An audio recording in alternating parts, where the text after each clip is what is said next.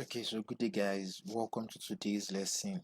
Today's lesson we are going to be changing this column section. Okay, so these are the only two members that failed with the 300 by 750 section.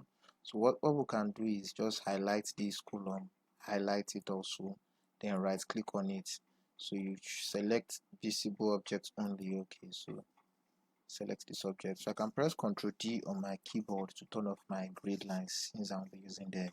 So I'll just go to 3D, or I can come to this perspective toggle to see it.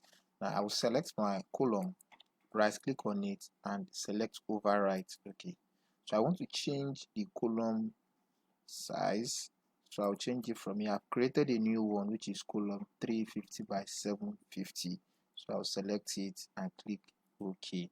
So I've overwritten it and you can see it has passed. Now there is no OS again.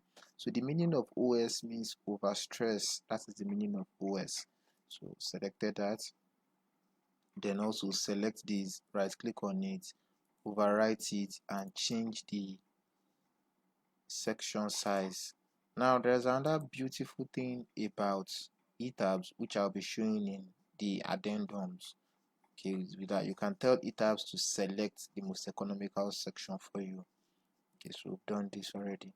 Now we've seen all our columns are passing. Right click, show all objects, and you can check here again. Let's check if it was to be sure. Verify all members passed. So all concrete field passed the design check, so we are good with this. Now in the next video we are going to be designing the shear wall. Okay, so thank you for watching today's video. If you have any question you can drop it in the comment section. Thank you very much.